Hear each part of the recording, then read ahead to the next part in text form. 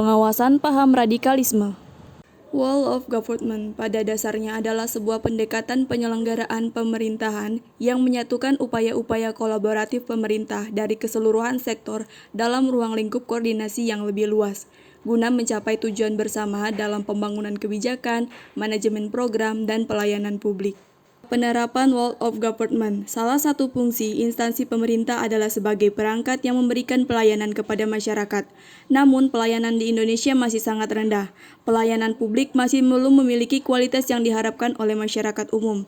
Oleh karena itu, dibutuhkan koordinasi antar lembaga. Karena itu pula diperlukan penerapan Wall of Government dalam pelayanan yang terintegrasi. Praktek Wall of Government. Dalam penerapan praktek Wall of Government, ada 4 pendekatan yang bisa kita lakukan. 1. Penguatan koordinasi antar lembaga. 2. Membentuk lembaga koordinasi khusus. 3. Membentuk gugus tugas.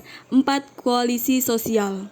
Perencanaan tim dalam pengawasan paham radikalisme. Dalam peraturan perundang-undangan disebutkan bahwa radikalisme adalah tindakan melawan hukum untuk mengubah sistem, bukan secara gradual melainkan secara radikal dengan menggunakan instrumen kekerasan.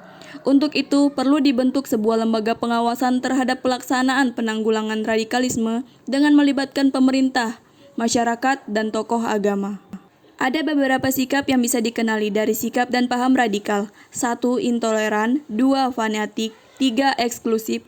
4. Menggunakan cara-cara kekerasan untuk mencapai tujuan. Pihak-pihak yang dapat terlibat dalam pencegahan terhadap radikalisme. 1. Pemerintah. Kementerian Dalam Negeri dalam hal ini telah menyusun rencana aksi untuk mendukung penanganan radikalisme. 2. Satuan Tugas Anti Radikalisme, Komunisme, dan Terorisme atau Satgas RKT. Satgas RKT ini dapat mendeteksi serta mencegah masuk dan berkembangnya paham radikalisme, komunisme, dan terorisme di Indonesia. 3. Gubernur.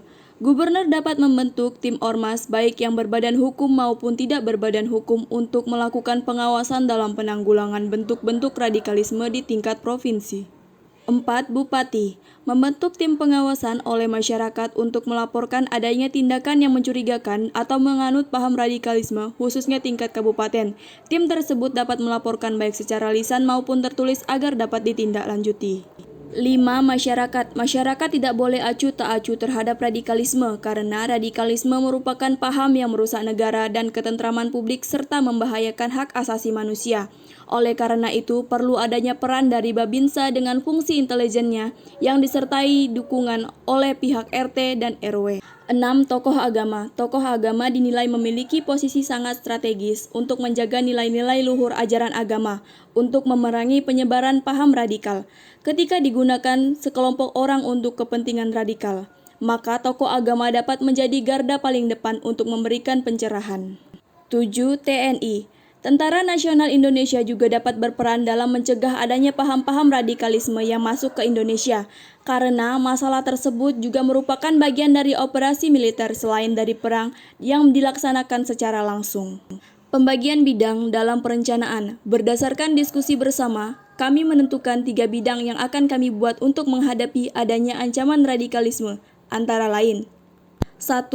Bidang pencegahan. Bidang pencegahan ini bertujuan untuk menghalau penyebaran ide-ide radikal dan ancaman radikalisme.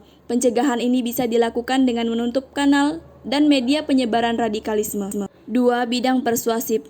Bidang persuasif ini bertujuan untuk membujuk individu atau kelompok agar tidak terpapar ide-ide radikal dan melakukan tindak radikalisme. 3. Bidang intervensi. Bidang intervensi adalah suatu tindakan campur tangan yang dapat dilakukan dengan maksud untuk menghentikan penyebaran ide-ide radikal serta ancaman radikalisme. Upaya yang dilakukan oleh tim.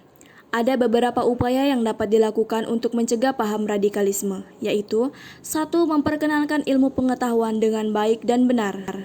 2. Meminimalisir kesenjangan sosial. 3. Menyaring informasi yang diperoleh. 4. Meningkatkan pemahaman akan hidup kebersamaan. 5. Berperan aktif dalam melaporkan tindakan radikalisme. 6. Menjaga persatuan dan kesatuan. Makna pembentukan tim dalam praktek Wall of Government, yaitu berkaitan dengan bidang-bidang yang telah kami buat, di mana kita dapat melaksanakan praktek dari bidang-bidang tersebut yang terdiri dari bidang pencegahan, bidang persuasif, dan bidang intervensi. Maka kita sudah melakukan yang namanya pelayanan publik. Bidang pelayanan publik merupakan tujuan bersama dalam Wall of Government, sehingga tujuan pencegahan radikalisme sudah sesuai dengan penerapan dan praktek dari Wall of Government.